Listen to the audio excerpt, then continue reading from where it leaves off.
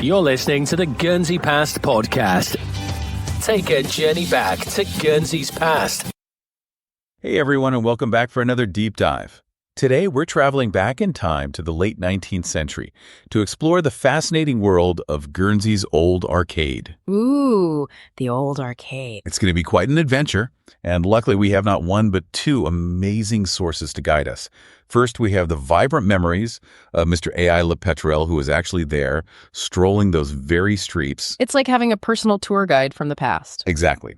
And then we have Mr. W. Stonebridge, adding his own colorful recollections to the mix. Two perspectives, two sets of memories. It's going to be fascinating to see how they intertwine. Absolutely. So get ready to uncover everything from funeral cheese to penny scarlet eggs and even a shop with a stuffed leopard in the window. A stuffed leopard. Now that's something I've got to hear more about. You and me both.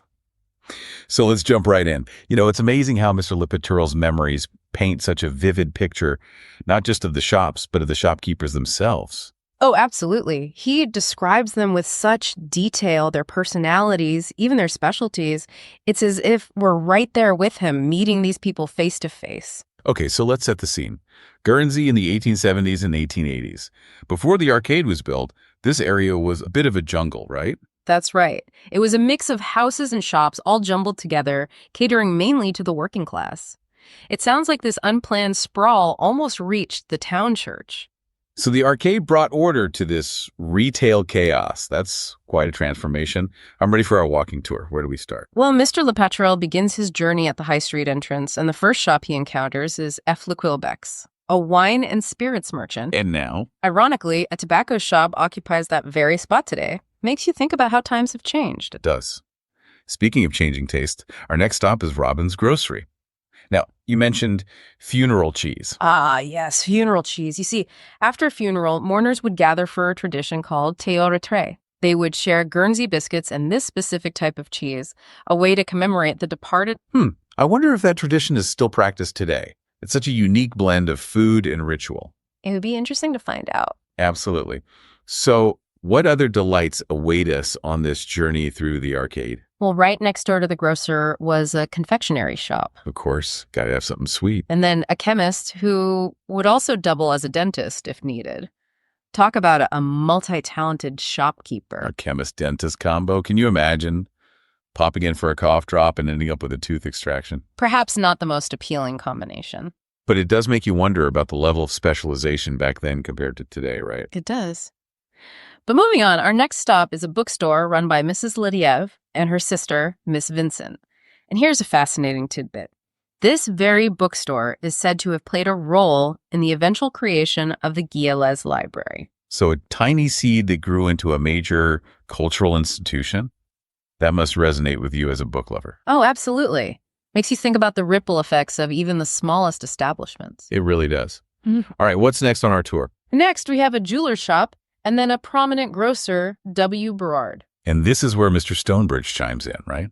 He remembers Mr. Burrard's shop being spotlessly clean and that his mother would specifically send him there for their tea. Yes, apparently it cost $1 per pound at the time. You know, even back then, people seem to have had their go-to shops for particular items. It's fascinating. It is. Speaks to a level of trust and familiarity that perhaps we've lost a bit in today's world of mega stores and online shopping. I agree. But you know what else Mr. Stonebridge mentions? Christmas shopping. And how families would strategically spread their purchases across different shops. That's right, to maximize those Christmas boxes. Okay, but why do that? Was it just for variety or something else? It seems like it was partly about making the most of those Christmas boxes. Many shops would give them out, so by patronizing multiple shops, families could gather a wider range of gifts. Clever holiday hack. It's like a bonus gift system. It is. And it highlights the resourcefulness of the community, especially considering the wages for many back then were probably quite low. It makes you appreciate the value they place on those Christmas boxes. This is all so fascinating. I'm already getting a much richer sense of life in Guernsey back then. Yeah. But our tour of the arcade isn't over yet, is it? Oh no, we've only just scratched the surface. The old arcade is full of surprises. Oh, we've got plenty more to see. Remember, we left off at Mr. Briard's grocery, known for its cleanliness and that excellent tea. Right. So what lies beyond the world of tea and groceries? Well, Mr. Le Petrel mentions an outfitter and a chemist, but then things take a turn for the unexpected. We come to Mr. Lamb, a hatter, whose shop window, according to Mr. Stonebridge, featured a rather unusual display, a stuffed leopard. Wait, hold on. A stuffed leopard in a hat shop. Now that's something you don't see every day. You can say that again. I mean, what was the thinking there? Was it a marketing ploy or just a sign of the owner's unique taste? Hard to say. It definitely speaks to a different era of retail, though. Back then, shops weren't just about practicality. They were about creating an experience, a spectacle. I can see that. Imagine strolling down the arcade and suddenly coming face to face with a stuffed leopard. Quite the sight. It makes you think about how the role of retail has changed. Yeah. Today, it's all about efficiency and convenience. But back then, it seems like there was more emphasis on visual appeal and, well, creating a memorable experience. Absolutely. But let's move on, shall we? After our encounter with the leopard, we come to a name that's still familiar today, Le Cheminot.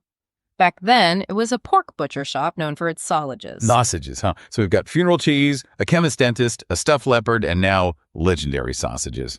The old arcade was quite the mix. What else is on the menu, so to speak? Well, across from Le Cheminot was Ed Velpede's draper's store. And then we reach Dupree, a chemist that, as you know, still exists today, though not in the same location. It's amazing to see how some businesses have stood the test of time.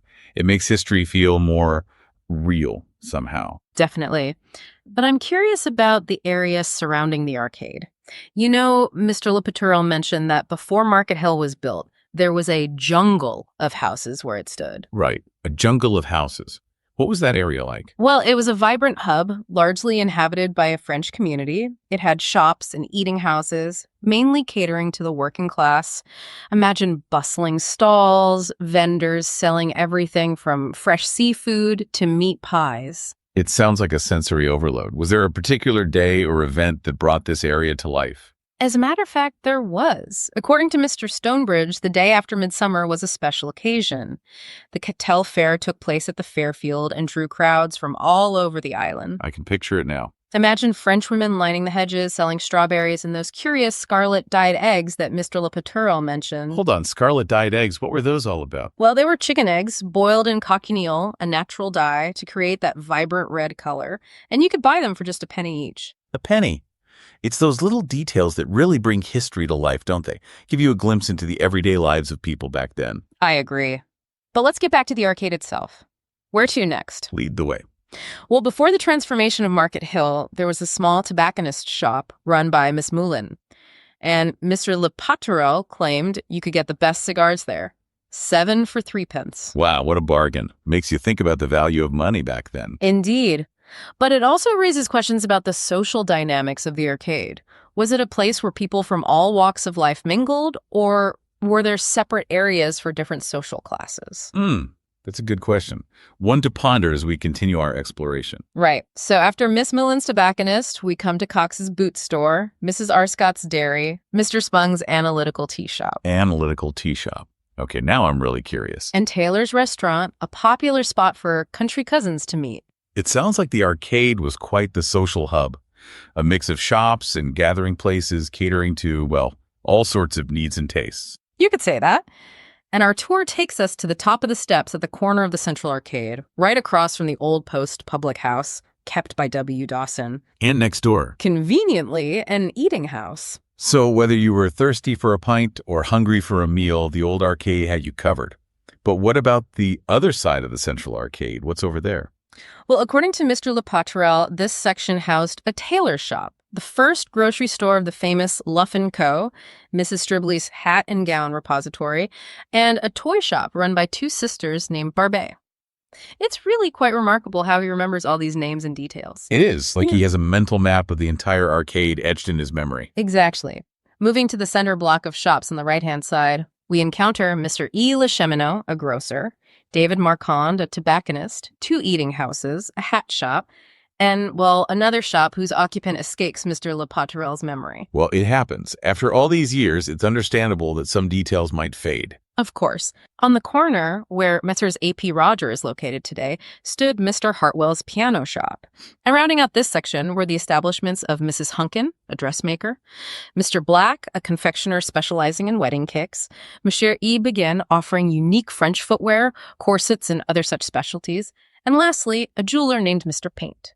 Wow, such a variety. It seems like the arcade catered to every need and desire, from everyday necessities to, well, special occasion indulgences. But before we move on, I have one more question about the area surrounding the arcade. We talked about that jungle of houses that predated Market Hill. What about the social dynamics of that area? Was it a melting pot of different communities, or was it predominantly French, like you mentioned? Well, it seems like it was a mix. While a large French community resided there, it was also a hub for working class people from various backgrounds. A true melting pot, then. It was. So you can imagine the old arcade, built amidst this diverse community, naturally became a reflection of this multicultural tapestry. Okay, so we've strolled to the arcade, discovered all sorts of fascinating shops and characters. But I'm curious about the bigger picture. You've mentioned that the arcade wasn't just about commerce, but a reflection of the social and cultural fabric of its time. What do you mean by that? You see, the old arcade wasn't just a place to shop. It was a microcosm of life in 19th century Guernsey. I see what you mean. Think about the variety of shops we've encountered. Grocers, butchers, drapers, hatters, even a piano shop. This suggests people relied on local businesses for a much wider range of goods and services than we do today. Makes sense. Today, we have supermarkets and online retailers for practically everything. But back then, the arcade would have been the go-to place, like a one-stop shop for all your needs. Exactly. And remember Mr. Stonebridge's account of families strategically spreading their Christmas shopping across different shops to maximize those Christmas boxes. Right, a clever tactic. But it speaks to a different economic reality, doesn't it? It does. Back then, there was a stronger emphasis on community and personal relationships with shopkeepers. You weren't just a customer, but a neighbor, a friend. I see. So shopping was more than a transaction. It was a social event. Absolutely. It was an opportunity to connect with your community, support local businesses, exchange stories, build relationships. Makes you wonder if we've lost something in our modern approach to shopping. We've gained convenience, but maybe some of that human connection has faded. That's a thought-provoking point. And it wasn't just about the shops themselves. Remember that vibrant scene outside the arcade? The French influence, the Cocktail Fair, those public houses? The arcade was part of a larger, bustling network of streets and spaces that fostered a real sense of belonging. So how do you think this evolution of shopping spaces, from the pre-arcade jungle to the planned structure we see later, reflects broader changes in society? Well, that's a complex question. But one key takeaway is this shift from localized commerce to a more globalized marketplace.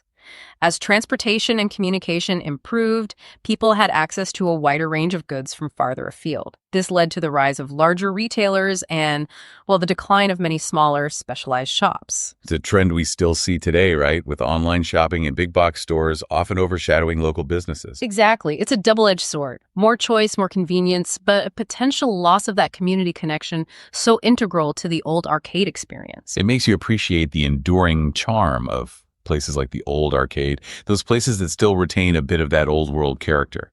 It also makes you wonder about the future of shopping. What will it look like? Will we find a way to balance convenience with community or continue down the path of globalization and homogenization? Those are great questions to ponder.